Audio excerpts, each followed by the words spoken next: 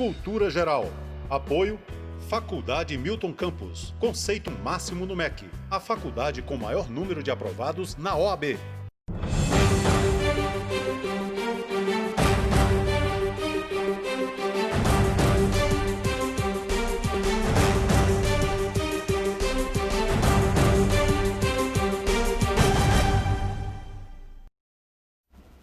Olá, sejam todos muito bem-vindos à Cultura Geral, mais uma vez começando um programa extremamente especial, né?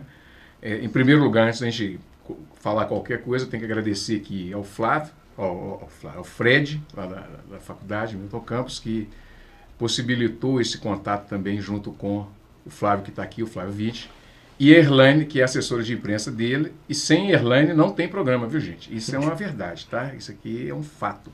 Bom, hoje nós vamos falar de inteligência artificial, startup, falar um pouco também do direito relacionado a essa área. É muito importante a gente tratar desses assuntos aqui no Cultura Geral, porque a vida da gente perpassa por todas essas transformações e o sucesso está vindo para as pessoas cada vez mais novas. Então, a pessoa, para chegar até um determinado ponto, a sociedade já cobra hoje o amadurecimento precoce de cada pessoa, né? Tanto é que as crianças estão tendo rotina de adulto, né? Bom, para a gente discutir sobre inteligência artificial, startup, direito relacionado a essa área, nós estamos recebendo hoje o Flávio Witt, né?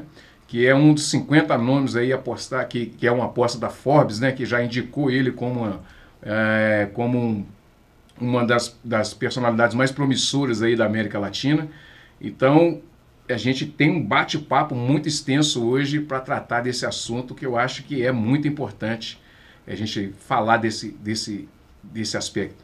Estamos recebendo também o Arthur, da Mania de Passar, aqui de Nova Lima. Obviamente que a ideia é ligar essa ideia de empreendedorismo, né?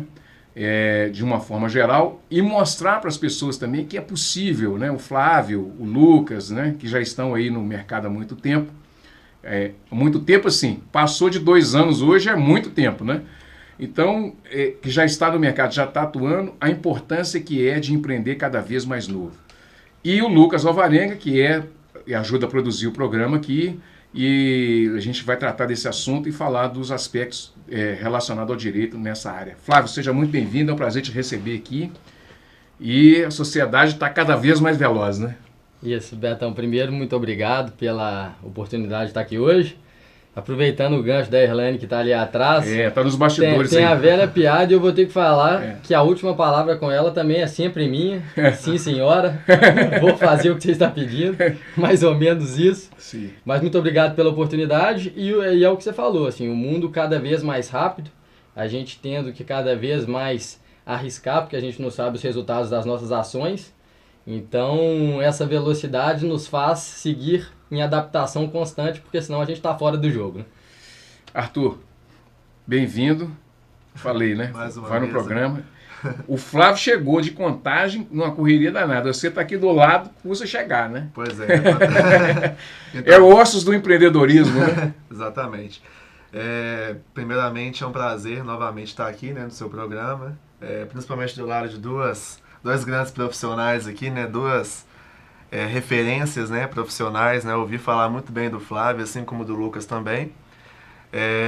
E com certeza eu acredito que o mercado hoje está cada vez mais exigindo do profissional, né? A questão do empreendedorismo acho que é muito importante hoje em dia, né? Para a gente querer criar coisas novas, querer inovar cada vez mais no mercado.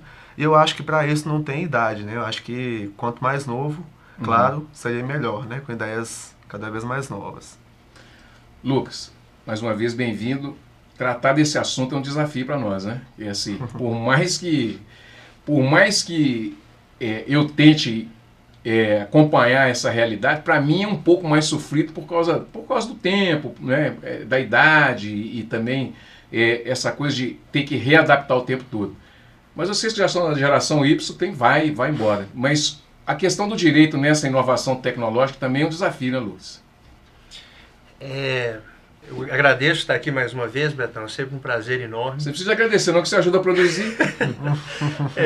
Então que você me agradeça. Então tá. Muito obrigado por me ajudar a produzir o programa. Mas é sempre um prazer estar discutindo aqui sobre esse assunto.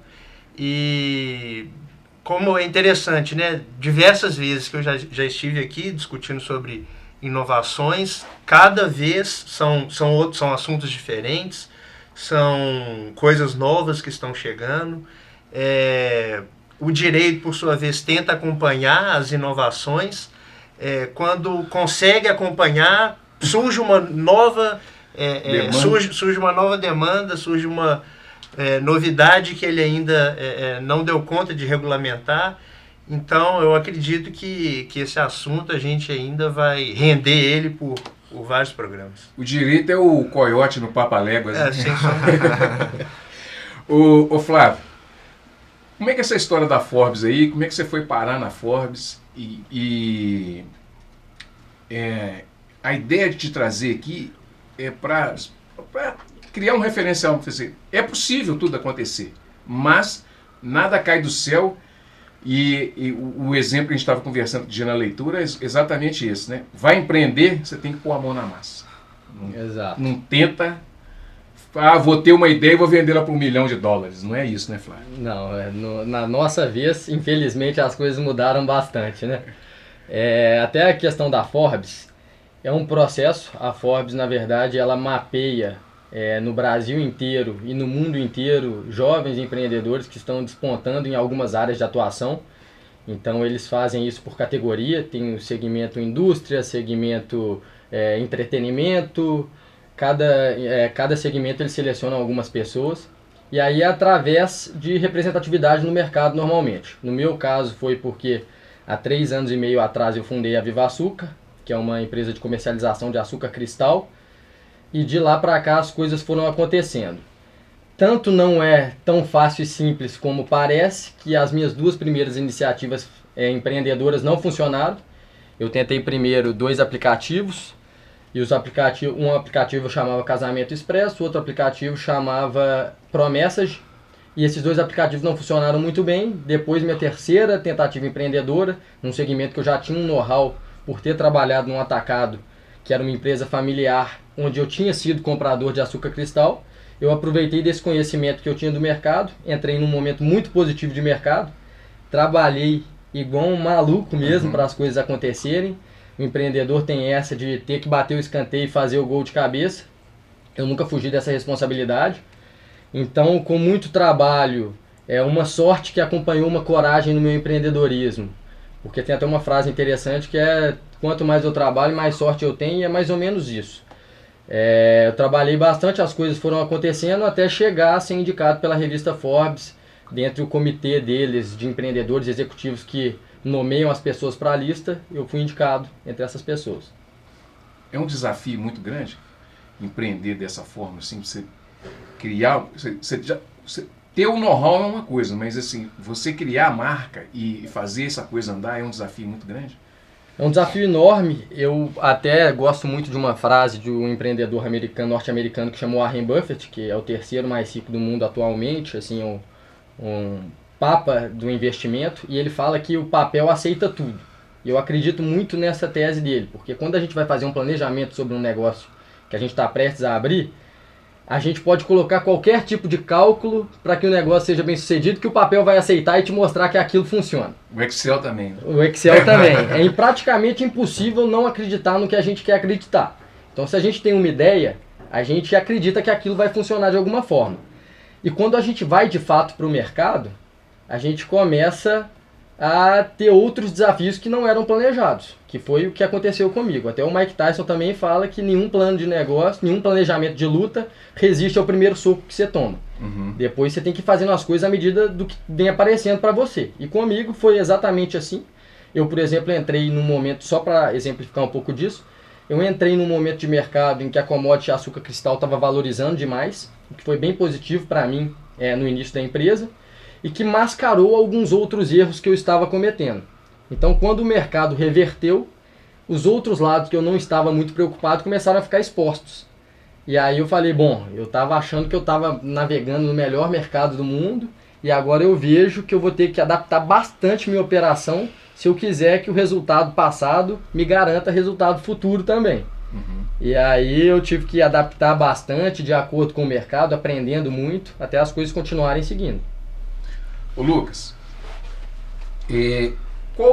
qual é o grande desafio de tentar, nessa luta aí do coiote, né? Qual é o desafio de tentar dar uma segurança jurídica para a pessoa que quer empreender? É muito complicado, sim, porque você tem que pensar em todas as atenuantes ali, todas as agravantes jurídicas também, para que ela não dê um tiro na água, né? Isso é uma responsabilidade, um desafio muito grande. Como é que você se enxerga nesse processo todo? Bom, Betão, todo negócio, qualquer ramo que seja, ele vai ter riscos. E esses riscos, inegavelmente, vão passar aí, não só pelos riscos de mercado, mas pelos riscos que muitas vezes a própria burocracia estatal te impõe. Por exemplo, leis trabalhistas, leis tributárias, você tem o CDC protegendo o consumidor, e inegavelmente na atividade econômica, uma vez ou outra vão acabar acontecendo falhas e você vai acabar sendo processado por um empregado, você vai acabar sendo autuado pela Receita Federal, algum consumidor vai sofrer um acidente de consumo e você vai acabar tendo que se responsabilizar por aquilo. Isso é inerente a toda a atividade econômica. A grande questão hoje em dia, e hoje em dia cada vez mais, é o planejamento estratégico. A gente tem visto no decorrer dos últimos anos uma série de reformas trabalhistas, tá? A reforma previdenciária, a reforma tributária ganhando cada vez mais força. E o mundo hoje, veja bem, ele é informatizado e o Estado cada vez mais vem se tornando quase que como um Big Brother. E ele passa a ter acesso às informações das suas transações comerciais, dos seus empregados. Você tem o SPED, que são as escriturações fiscais hoje em dia da empresa, que são comunicadas à Receita em tempo real. Você tem o e-social, hoje em dia, que todas as transações relacionadas à Previdência e relacionadas à sua folha de pagamento são comunicadas em tempo real. Então, cada vez mais o Estado vem fechando o cerco no que tange a fiscalização das empresas, principalmente médias e grandes empresas, e cabe ao empreendedor cada vez mais se preocupar de forma preventiva a fim de evitar que os problemas venham a acontecer. É inevitável que problemas aconteçam, né? Porque toda atividade tem seu risco, mas não existe atividade econômica sem risco. Não existe. Mas de toda forma, o planejamento desse negócio, principalmente na área do direito, pode ser um divisor de águas, principalmente a partir do momento em que a empresa começa a crescer e começa a expandir suas atividades. Arthur, você que começou, como o Flávio falou, batendo escanteio e está correndo para cabecear, né? Exatamente. Você tem duas funções também, você tem duas atividades, né? Que é de arquiteto também. Qual é o tamanho dessa perspectiva? Assim? Eu sei que você fez Sebrae, depois você fez a sua faculdade de arquitetura e tal, e agora você está empreendendo com uma prestadora de serviço. Às vezes dá medo, assim, dá uma certa insegurança, assim, quando você está para empreender alguma coisa, assim, quando você pensou assim, vou trazer essa franquia para cá. Aí você foi lá e buscou a franquia. Na hora que você instalou ela, falou, nossa senhora, é isso tudo? Na verdade, acho que qualquer negócio sempre vão existir desafios, né? Que empreender, na verdade, é você acreditar numa ideia que ainda não é concreta, né? Você depositar toda a sua força e sua energia em algo que você ainda não tem certeza se vai dar certo. E aí que está a graça de empreender, né? Que você vai pôr aquilo em prática e vai perceber os desafios ali no dia a dia. Na minha atividade de arquitetura, eu já tinha uma experiência no mercado, né? Na atividade de projetos logísticos, né? Industriais. E aí eu percebi que eu precisava de um novo desafio, até mesmo para trazer uma renda extra para a família, né, para ajudar meus pais em casa, etc. E aí eu resolvi abrir essa franquia aqui em Nova Lima, encarando o desafio de ser algo que o Nova Alimense às vezes não iria aceitar, né, por ser uma cidade, né, teoricamente interiorizada, né, as pessoas, a mentalidade... Provinciana. Provinciana, exatamente. Então, assim, as pessoas talvez não iriam aceitar muito essa ideia de ter uma startup, né, uma empresa nova no mercado prestando serviço de passadoria de roupas. Então, imaginei que isso poderia sim ser um empecilho para atuar aqui na região. Mas eu acredito que o mercado hoje em dia está cada vez mais permitindo que as pessoas tenham mais de uma função, né? Igual eu consigo conciliar a minha atividade de arquiteto com a franquia na parte da administração, né? E também na entrega das roupas, etc. Sou eu mesmo que faço. Então, eu ainda consigo fazer essas duas funções. Pôr a mão na massa é um grande negócio? Ou é a alternativa que se tem hoje? Eu acho que os dois, porque quando você põe a mão na massa, você entende mais o seu negócio, né? Acho que todo negócio sempre começa com o próprio proprietário, né, fazendo as coisas acontecerem. Porque aí você vai entender desde a fase que você começou até a fase que ele está em constante desenvolvimento. Então acho que é muito importante a pessoa pôr a mão na massa para entender melhor como funciona. Vamos, fica à vontade. Só porque, na verdade, eu acho muito interessante essa questão da conciliação entre a atividade de arquiteto com o empreendedorismo. Eu acho que isso é legal também da gente trazer, porque o empreendedorismo é uma atividade arriscada, assim como a gente sabe, e as pessoas muitas vezes depositam muitas esperanças em cima disso, até porque dependem daquilo mesmo. Se o empreendimento não der certo, não tem mais muito nem caminho.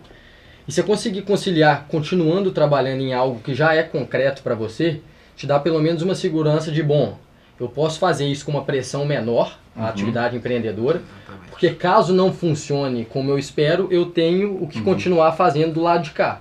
Então, se você conseguir balancear um pouco disso para diminuir a pressão em cima do novo empreendimento, também ajuda a dar um conforto mental para que a coisa funcione melhor. Ter mais de uma atividade, que é o seu caso também, consultor, palestrante, empresário, é fundamental hoje a pessoa se identificar em mais de uma atividade, Flávio? É fundamental, tem que ter, claro, um cuidado muito grande, assim, você tem que sempre avaliar a quantidade de atividades que você consegue fazer e entregar bem, porque senão você vai ficar igual o pato.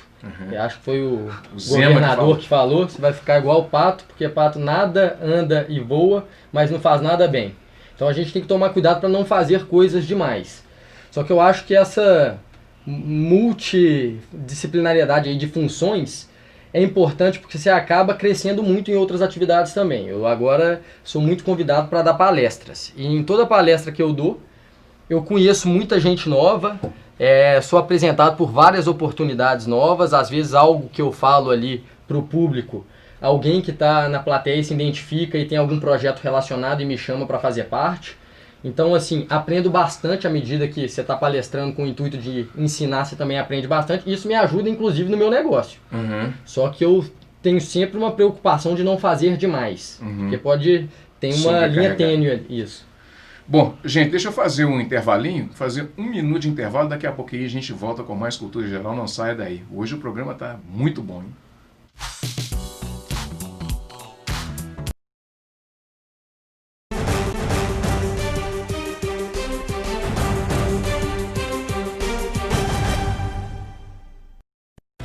Cultura Geral. Apoio Faculdade Milton Campos. Conceito máximo no MEC. A faculdade com maior número de aprovados na OAB. A NL Shops é uma empresa inovadora e diferenciada que se destaca mais e mais a cada dia neste tão concorrido mercado cervejeiro devido à alta qualidade do seu chopp e da sua cerveja artesanal. E claro, por ter como princípio a excelência no atendimento ao cliente, entendendo que cada um de seus clientes é único e por isso merece um atendimento personalizado e exclusivo. Ofereça para seus convidados o chopp da NL Shops ou a Zig Zag Beer, a melhor cerveja artesanal da região. Não perca tempo, contrate já a NL Shops.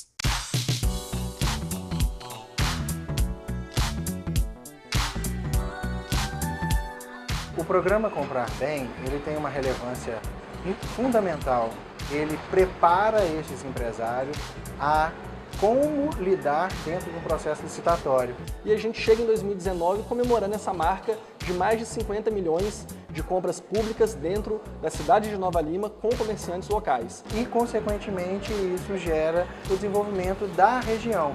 A gente precisa aumentar a participação dos empreendedores, né, nos processos licitatórios de Nova Lima. Por isso, a gente tem a Sala do Empreendedor, que é um instrumento, né, que é a política pública de recepção do empreendedor novalimense. Fiquei muito à vontade, eu senti à frente de uns consultores, né? A expectativa é de confiança, é de muita confiança em conseguir ganhar para prestar um serviço bem para a comunidade, com preço justo. Cultura Geral. Apoio Faculdade Milton Campos. Conceito máximo no MEC. A faculdade com maior número de aprovados na OAB.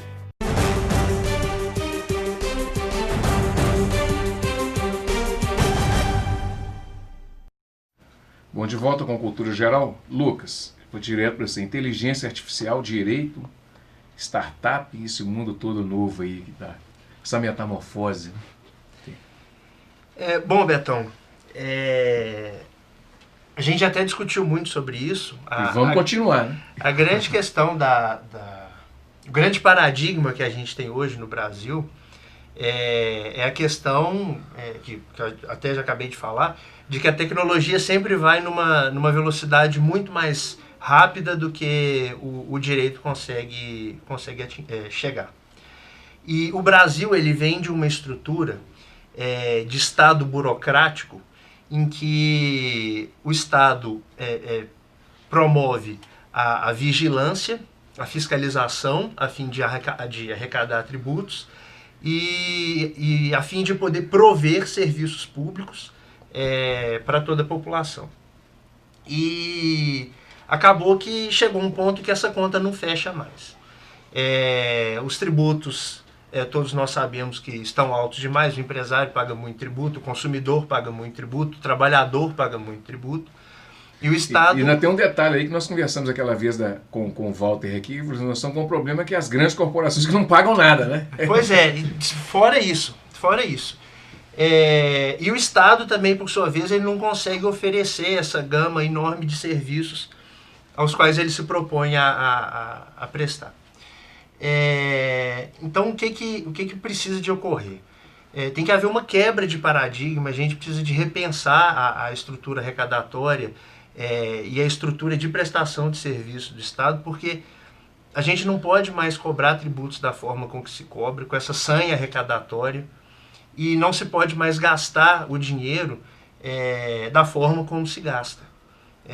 O mundo inteiro vem passando por esse problema, o mundo inteiro vem sofrendo com reformas estruturais, só que o Brasil tem problemas crônicos que já se arrastam aí por mais de 30 anos. A estrutura tributária do Brasil não é um problema de hoje. É um problema que vem de antes da Constituição de 88, se agravou muito com a Constituição de 88 e com a Lei Candir, né, que é a lei do ICMS, que jogou todos os entes da federação em uma guerra, em que cada um quer cobrar menos tributos do que o outro para atrair investimento. No final das contas, o Estado diminui sua arrecadação de uma maneira geral, porque o empresário, obviamente, querendo buscar a maior competitividade, vai para o Estado que lhe der mais benefícios, isso aí não tem sombra de dúvida. E o Estado cada vez mais pressionando as empresas para recolher tributos. A tributação do Brasil, em grande medida, incide sobre o consumo. Então, quem é o contribuinte, de fato, é o consumidor. Quem está pagando pelo tributo é o consumidor. Mas quem está cuidando de arrecadar esse tributo, de fazer declarações, de alimentar o fisco de informações, é o empresário. E nisso se vai uma quantidade de dinheiro enorme. Se eu não me engano, em 2015, 2016, saiu um estudo da PwC falando que o Brasil era o país mais burocrático do mundo e que se gastava 2.800 horas por ano simplesmente para alimentar o fisco de informações. Eu te garanto que esse número deve ter aumentado hoje em dia, porque eu já te falo que nesse meio tempo foi instituído o E-Social e o SPED passou a ser obrigatório para uma gama maior de empresas. Então eu te garanto que esse número, que já era absurdo perto dos outros países, se tornou ainda maior. Então, é onde que eu quero chegar com tudo isso. Empreender precisa de ser uma coisa menos burocrática e o Estado precisa de dar mais liberdade para a iniciativa privada para poder atuar dentro da sua autonomia de liberdade civil. Uhum. É óbvio que a fiscalização é extremamente importante, principalmente em relação ao mercado, porque tem aí diversas crises no mundo para comprovar esse raciocínio de que uma fiscalização pelo Estado, do sistema financeiro, do mercado de consumo, é imprescindível. Mas é importante que o Estado, e o Estado até vem buscando isso, já vista a medida provisória recente. 871, né? Exatamente. Liberdade econômica. O Estado tem tentado cada vez mais desburocratizar, mas tem que se desburocratizar ainda mais, dar mais liberdade, porque senão a gente fica preso nesse estado em que tudo depende de arrecadação do Estado e tudo depende de prestação de serviço por parte do Estado.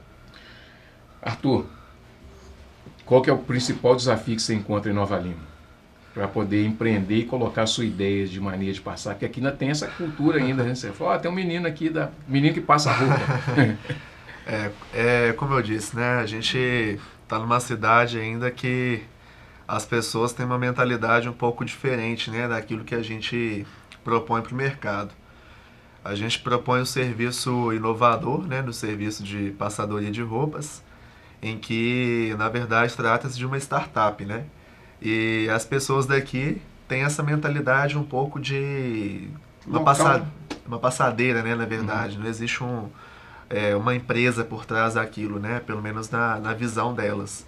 Então essa que é a maior dificuldade, de provar que existe um serviço com qualidade, né, que vai proporcionar uma economia para ela, né, em questão de energia elétrica, a comodidade, né, de buscar as roupas na casa dela, passar, entregar, tudo isso com horário pré-estabelecido com ela e com cláusulas contratuais, inclusive, por trás disso também, garantindo todos os direitos do consumidor, né? Então as pessoas ainda têm essa dificuldade, né, de enxergar um negócio como uma coisa mais inovadora, assim.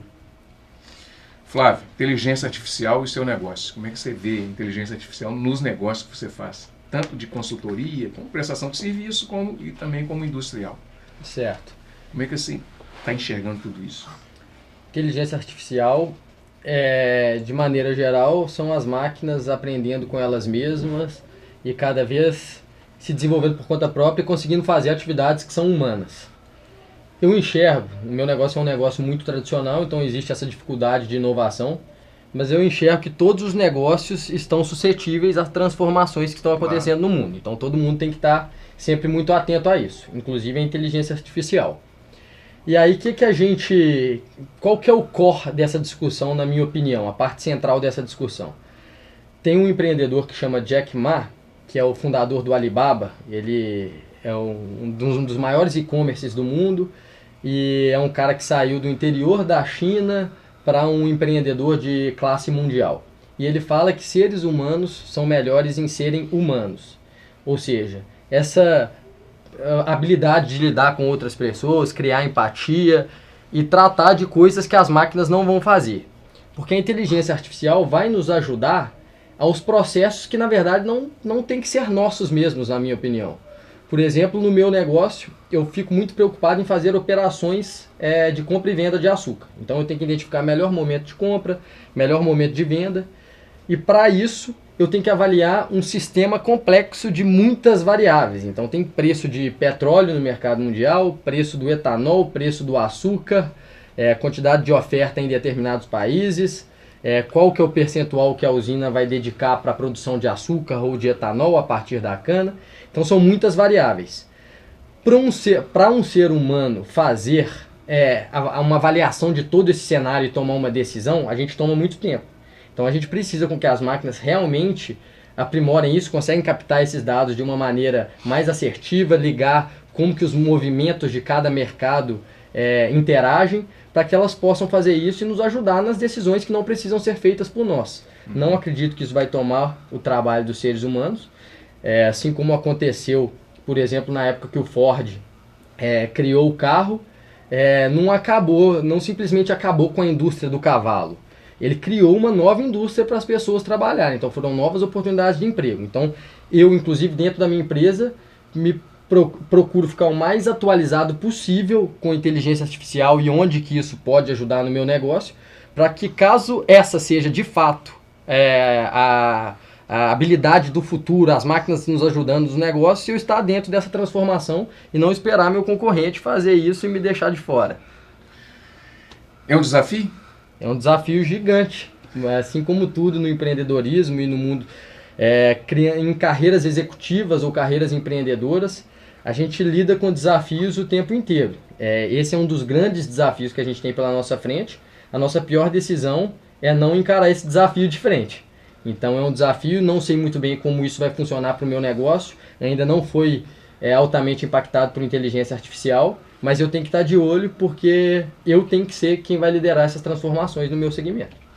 Muito bem, gente, chegamos ao final aí do programa Cultura Geral, agradecendo aqui ao Flávio, ao Arthur e ao Lucas. Voltamos amanhã, se Deus quiser, com mais programa Cultura Geral. Espero por todos vocês. Um grande abraço e até amanhã, se Deus quiser.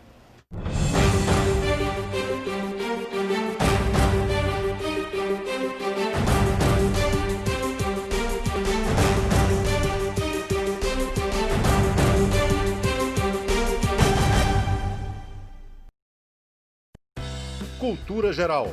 Apoio Faculdade Milton Campos. Conceito máximo no MEC. A faculdade com maior número de aprovados na OAB.